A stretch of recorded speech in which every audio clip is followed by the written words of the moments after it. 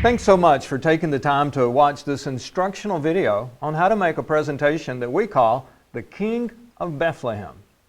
If you go to Israel today, you're going to wind up taking what might be called a tour of all the things that Herod the Great built. Now maybe that doesn't sound like the Christmas story, but remember, in Matthew's Gospel, chapter 2 starts with that line, when Jesus was born in Judea, it was during the time of King Herod. And we're going to follow that story. As we zoom into Bethlehem itself, we're going to see the traditional Church of the Nativity, where a 1,700-year-old church is built over a cave where Jesus was born. Now that's a traditional site, but there's a lot of reason that we would believe it actually is the site. This is going to look very unusual to your audience. Might look very unusual to you. If you're not a part of the Russian Orthodox, Eastern Orthodox, Greek Orthodox tradition, this will have some icons and priests and an old building with lots of candles and incense going in every direction, and it really doesn't look like Christmas. One of the points of this particular presentation is to say very clearly it's actually our Christmas that doesn't look like the original Christmas.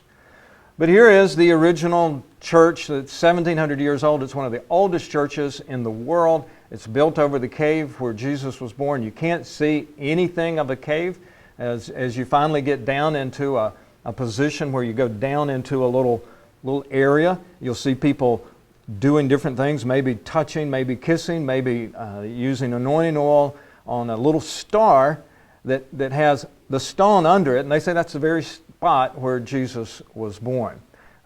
Whether it was or not is almost irrelevant. This is Bethlehem, and somewhere in this city, in a cave, Jesus indeed was born. Now you can show as much of this footage as you like. It's probably good to show it all because next door there's another church. It's a Catholic church. It's much newer, and underneath the floor of this building you can actually go down and see the caves. And so one of the reasons we take people to this church when we go on a tour of Bethlehem, and certainly the reason we're showing this video as we go down into this cave, is so that people will see, yes, it's a cave where Jesus was born. There's a cave next door in the old church. You just can't see it because of all the ornate decorations and the icons. Now, the presentation is called the King of Bethlehem. And the King of Bethlehem is a man named Herod the Great. And not very far from this city, Herod the Great had built the largest palace in the entire world at that time. In fact, he built several palaces. But pretty interesting that the largest one he ever built was right here, not very far from Bethlehem. In fact, from downtown Bethlehem, you can see that unusual cone-shaped, it looks like a volcano that's already blown its top, but that's a man-made mountain. And inside that mountain are many stairwells, and there's cisterns to hold the water, and there's storage areas. There was room, it is said, for 1,000 soldiers and the entire royal family to stay in this palace, which was called the Herodium.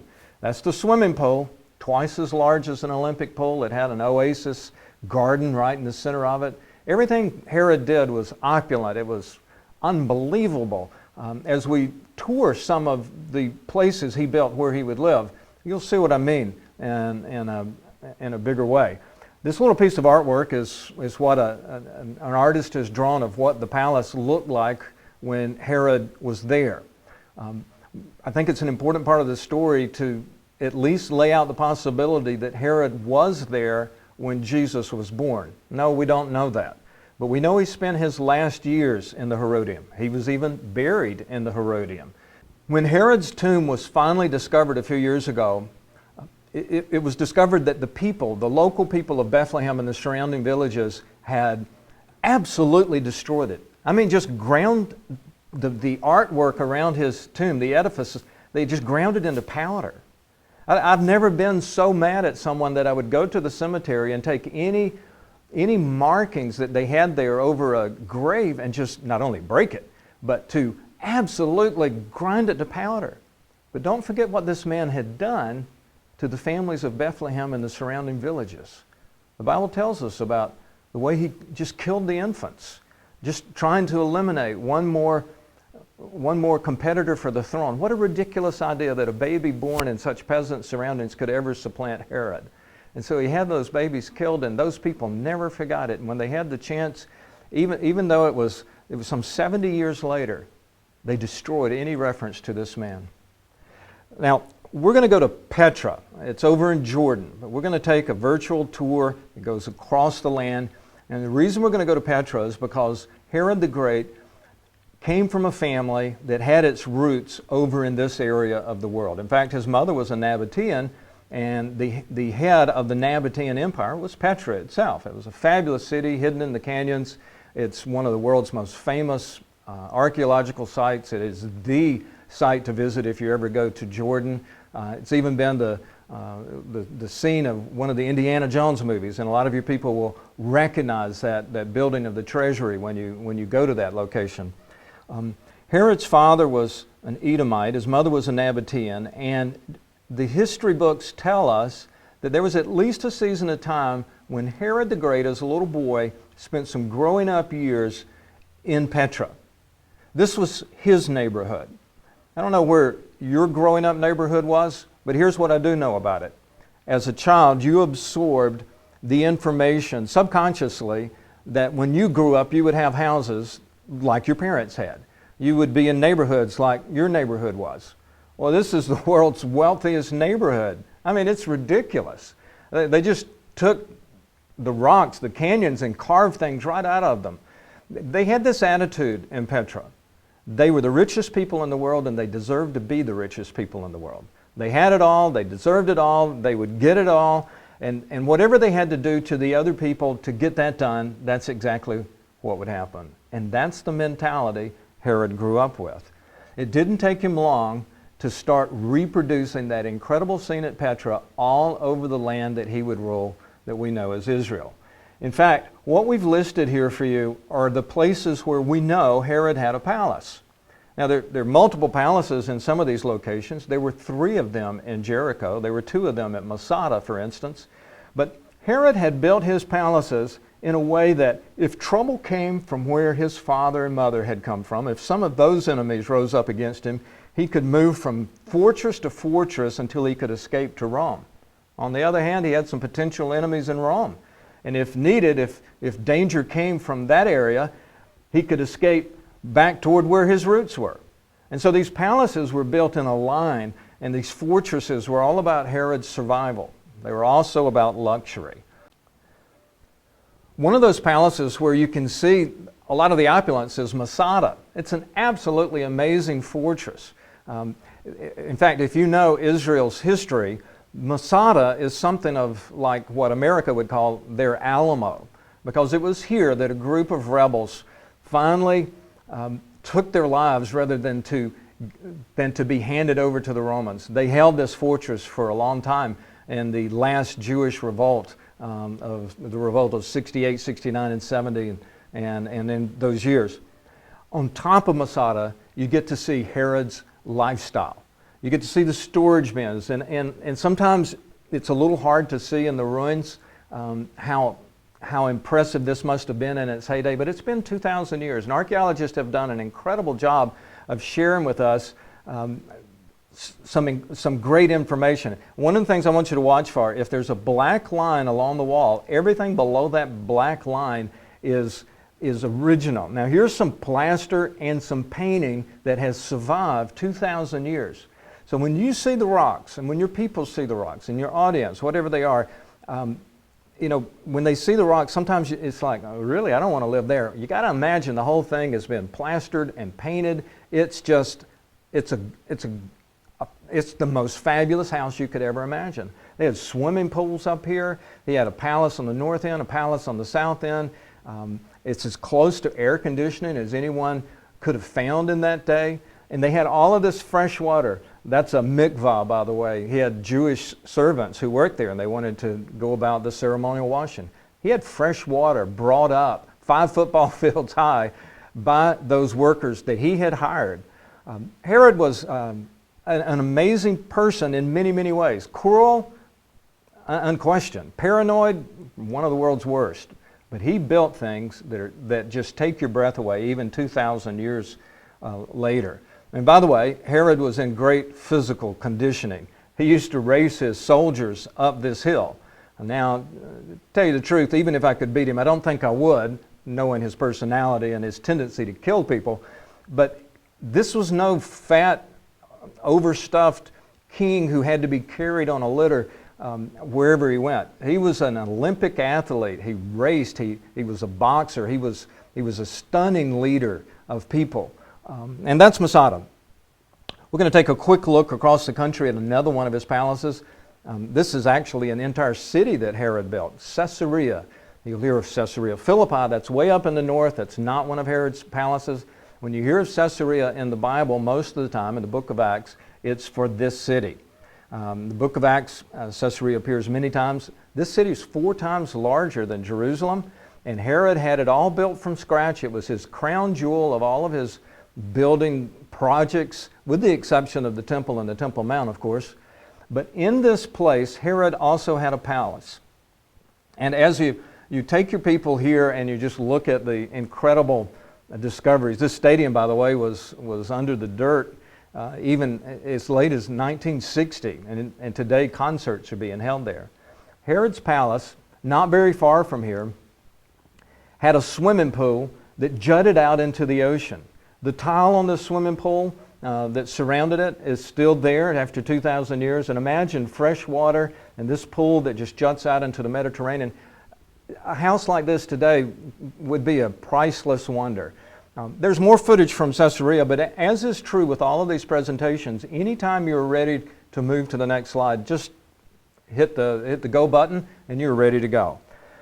The Christmas story that we are most familiar with, of course, deals with Mary and Joseph and their journey from Nazareth to Bethlehem.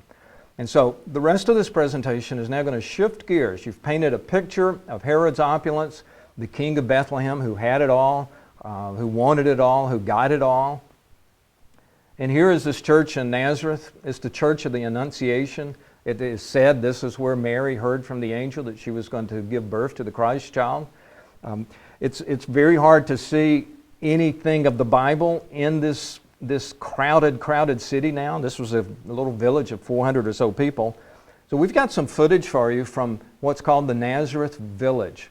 There's some Arab Christians in Nazareth who've built this first century little village right in the center of Nazareth, and they wear costumes of the day and they do all kinds of things, and it's just a nice reminder of how long ago this was and the kinds of things they would have had to do. And so you can watch this video. You can remember that Jesus was indeed of Middle Eastern birth. It's a pretty important concept to just grasp by looking at these pictures. Everything happened here in the Middle East. So there's more video here of the Nazareth village, and your folks can get the image of that. But take them next to the journey that Mary and Joseph took as they went to Bethlehem.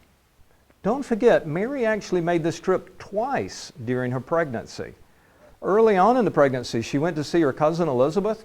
She lived in a suburb of Jerusalem. And so she had made that trip, and probably she made it with some other people. I doubt she traveled alone. She came back to Nazareth. She probably planned on having the baby in Nazareth. Then that census at the last second meant they had to go to Bethlehem. They would have certainly taken the road they always took to Jerusalem, into the Jerusalem-Bethlehem area by the Jordan River. They would not have gone through Samaria. It felt very dangerous to them. They would have gone all the way down the Jordan River, taken 3 or 4 days to get there. Even if they had a donkey, they probably did not have a donkey. But even if they did, it was a slow journey, but a fairly comfortable journey. They get to Jericho. They spend the night. They enjoy the hospitality of the world's oldest city. And they get a good night's rest. And somewhere before the sun comes up, before it gets very, very hot on the next stretch of travel, they get up and they start moving toward Bethlehem. And what comes next is absolutely stunning to see it in person, but even with just the video images, it's easy to see and easy to understand that by the time they got to Bethlehem, why Mary was in full-blown labor and why they were desperate for a place to stay. They went through the Judean wilderness. It's only about 15, 16 miles up to the Jerusalem area, and they cut across, didn't go actually to Jerusalem, they cut a little shortcut toward Bethlehem. You can do that walk in a day if you're in the best of shape. So maybe they went all day long, maybe they took a couple of days to do it. But the terrain here is just so rugged it almost defies description. There's very little water along the way. You have to carry your own water. There's almost no shade along the way. You've got to be very careful about the time of day that you travel and the time of year that you travel. This was a horrendous situation for Mary and Joseph to be in as they went through this kind of landscape. And that's one of the most important parts of this presentation, the difficult nature of the Christmas journey. There's so many things you can do with these presentations, and you can kind of springboard into your own teaching, or maybe you want to emphasize the dedication that Mary and Joseph had to do what God had asked them to do. Maybe you'd like to point out that Mary, in a sense, signed up to do whatever it was that God asked her to do before she knew all that He would have her to do. And even from the very beginning, from the scandal in Nazareth and the shame she felt and the untrue charges of impurity that she and Joseph had to deal with, then there's this journey. I mean, just to get to the place where you're going to have the baby was the kind of thing that most of us wouldn't even consider doing. I mean, we just would say, no, I'm not going to do that. But she did. That's the love that she and Joseph had for God, and that's the kind of spirit, that humble spirit that she had, that God was able to use. Well, they're finally going to get back to Bethlehem, and you'll see the church one more time, and that's where we started. We're going to take one more short trip to finish up the presentation, and this is where everything comes together. You've taken your people to see where Herod lived. You've reminded them that they were very close to the Herodium, one of the largest palaces in the world, if not the largest palace in the world. But Jesus was born somewhere in this vicinity in a cave that looked something like this. And it's a shepherd's cave. It's a place where shepherds would rest during the heat of the day. It's a place where they might take their sheep or their goats in while it rains. I'm going to tell you, whatever smell that dominates your Christmas, whether it's cinnamon or some kind of baking goods or the sweet smell of cedar from a freshly cut tree, the smell of Christmas in this cave, it's what happens when you're in a place where for centuries shepherds have taken their sheep and their goats, and the floor is just packed solid with what we would politely call dung. It's no place that you would want to give birth to a baby. It's no place where you'd want to take a child. It's no place where you'd want a woman to be in a position where she's in danger of infection and needing medical care. But that's where Jesus was born. In a place like that, that's where the King of all kings came into the world. Jesus is not the King of Bethlehem. He's the King of kings. He's the Lord of lords. Herod, all that he ever had is in ruins. If it hadn't been for Jesus, we might not even remember Herod. But because of Jesus, we do remember Herod. So let's remember him now. Here's the question I want you to ask your audience, whatever age they are. This is important. Our Christmas seasons have become so materialistic. Here's what I like to say. Christmas the way we know it today is a holiday that Herod would love and Jesus would not recognize. And you know, when I come face to face with that truth, it forces me into that uncomfortable position of saying, wow, that's true. Now what am I going to do about it? What I would do with the rest of this presentation, if it were a small group Bible study, is to ask that question. Wow, what do you think? What should we do differently this year? I love receiving gifts. You love receiving gifts. But shall we get so caught up in materialism that we actually honor the wrong king on the birthday of Jesus? I hope not. And I hope you find this lesson to be one powerful addition to your Bible study or your small group or to your church congregation or to your classroom, however you're going to use it. I just pray you'll use it to bring that question and to bring glory to the one who deserves it. Thanks for being with us. We'll see you next time on Experience Israel Now.